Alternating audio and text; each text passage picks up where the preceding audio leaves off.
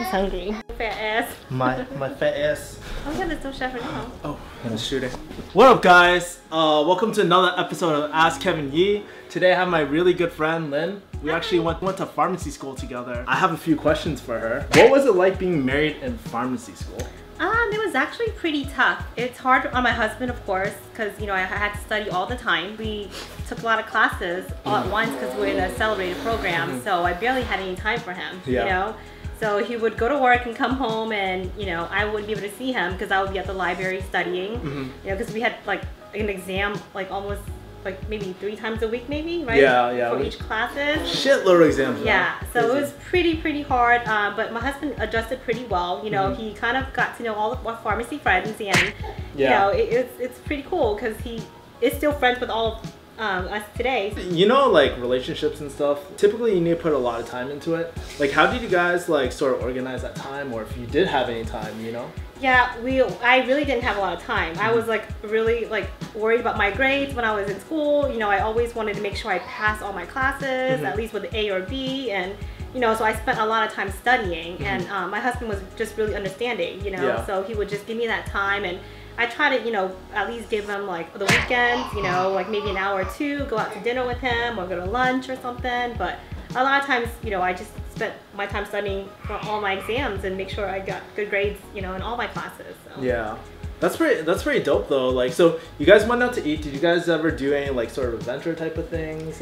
Yeah, so we would go into Boston and kind of explore, and sometimes we'll drive up to that time we went to Toronto.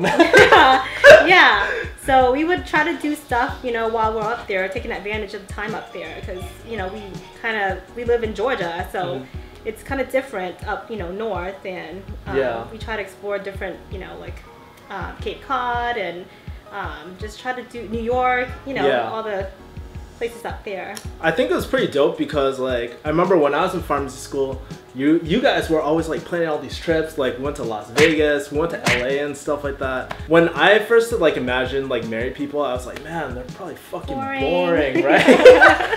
For sure. They're fucking boring, but it's actually really cool because you always took the effort to invite me in, so I never felt excluded or third wheel all the time, man. So how did you and your husband actually meet?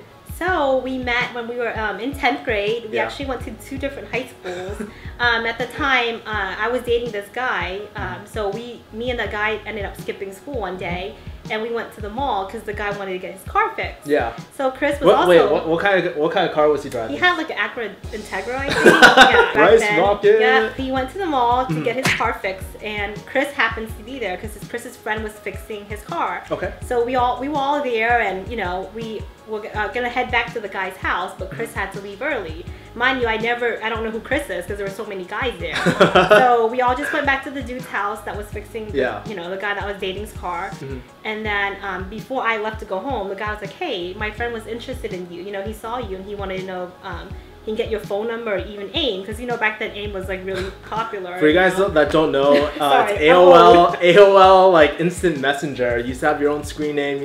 That's basically our Instagram DMs these days, Back in the day. Yeah, yes. Back in the day, yeah. Yeah, so that's how so Chris kind of got my AIM messenger name. I think my name was Baby Silent or something. I don't know why, because I'm not silent. That's totally opposite. Baby Silent. He messaged me. We kind of talked for a week or 2, and then he asked me on a date, so that was my first time meeting him, Oh, yeah? So I never met him before. I never knew what he looked like. He just asked for my, my screen name. So we went on our first date, and then we just ended up, being together ever since then. And what was your first date like?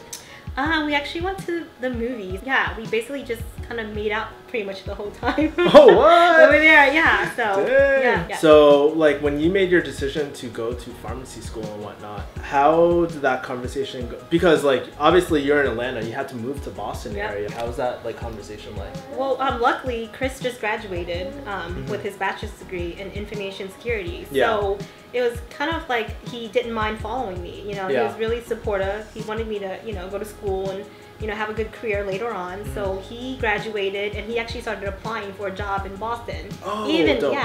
So even before I even started school, he applied for a job and he actually went to an interview and he got hired. Yeah. So the day I started pharmacy school was the day he started his first job. Oh, like dope. Ever, starting out of college. So it all worked out for us, you know, so. Sounds like you and Chris, like, you guys have a really good relationship because you guys are really understanding and dude, you guys support each other so much. Yeah. What sort of tips do you have for some of my viewers? Maybe they're going to pharmacy school, how to hold down a marriage? I just say, you know, as for like whoever the significant other is, just try to be understanding and try to, you know, make sure, you know, like you understand that that's what we're doing. You know, it's hard for us to juggle school and a marriage.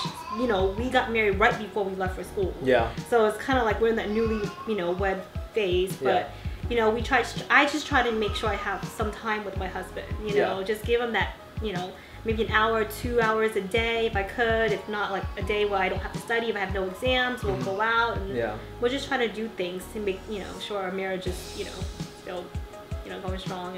And I'm sure you guys had like long, like term vision. Like, ahead too, you know, you're like on a professional road. You're gonna be make it rain money. Yeah, because he didn't mind because he wants to be a stay-at-home dad and just stay home and play golf one day. So but no, that's not happening. He's gonna still be working. I see. Well, guys, so if you guys got any questions for me, you can email me at subscribers@refugeehustle.com, or you can hashtag AskKevinYee. So guys, if you guys got any more questions for us, just shoot me an email and we'll see you next time. Right, Bam! bye. Once you finish, you can pay off your loans in like 2-3 years, no problem. You can save a bunch of money, buy my nice clothes, nice shoes, nice purses. Well, when you get out and you actually do get a job, I mean, yes, you're very excited, but